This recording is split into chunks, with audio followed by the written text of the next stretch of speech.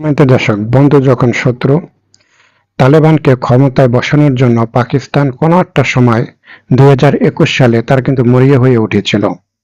সম্মানিত দর্শক, আফগানিস্তানের ড্রোন কামানের গোলা এখন পাকিস্তানের সীমানা কাঁপতেছে।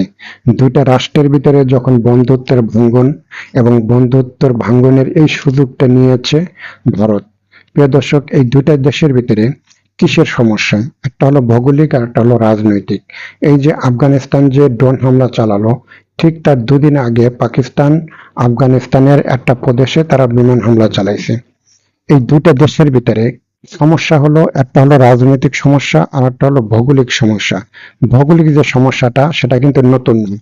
এই সমস্যাটা যখন 1893 সালে যখন ব্রিটিশরা শাসন করছে, তখন আফগানিস্তান এবং পাকিস্তানের যে সীমানাটা তারা যে ম্যাপ টানছিল, সেইখানে ব্রিটিশরা একটা সমস্যা তারা তৈরি করে দিয়ে গেছে।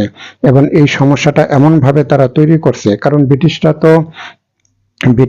তো ওই সময় ওই দেশগুলি দখলে রাখতে পারে নাই, এজন্য তাদের একটা রাগ ছিল এবং তারা এমন ভাবে একটা সমস্যা বাজাই দিছে যে এই সমস্যাটা সারা জীবন চলবে। যেরকম কাশ্মীরের সমস্যাটা ব্রিটিশরা এমন ভাবে করে দিয়ে গেছে যে কাশ্মীরটা আসলে কখনো মীমাংসা হবার নেই, কিন্তু এই সমস্যাটা ব্রিটিশদের একটা সমস্যা, ব্রিটিশরা এই ঝামেলাটা বাজাই দিয়ে তারা চলে গেছে। এখন এই কাশ্মীরের সমস্যাটাও দেখেন, পাকিস্তান এবং ইন্ডিয়ার সাথে কাশ্মীর সমস্যা নিয়ে একটা ঝামেলা লেগেই থাকে। ঠিক আবার ওই পাকিস্তান আফগানিস্তানের যে সীমানাটা, ভৌগোলিক সীমানাটা, এটাও কিন্তু সেই এই ইসের কি বলে যে ব্রিটিশের একটা সমস্যা। আর একটা হলো রাজনৈতিক সমস্যা। অথচ আফগানিস্তান যখন তালেবানরা দখলে নেয়, তখন কিন্তু পাকিস্তান সরকার তাদেরকে স্বাগত জানিয়েছিল।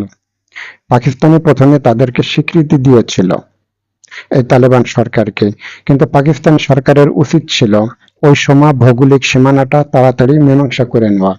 কিন্তু এখানে গোপনে যদি ভারত আফগানিস্তান সরকারের সাথে তালেবান সরকারের সাথে হাত মিলায়, তাহলে এই ভৌগোলিক সমস্যাটা সহজে মিটবে না। এই সমস্যাটা চলতেই থাকবে। প্রিয় দর্শক, যদি ভিডিওটা ভালো লাগে, যারা ইউটিউবে দেখবেন তারা সাবস্ক্রাইব করবেন, আর যারা পেজে দেখবেন আপনারা মাঝে মধ্যে একটু শেয়ার করবেন, লাইক কমেন্ট করবেন। আল্লাহ হাফেজ।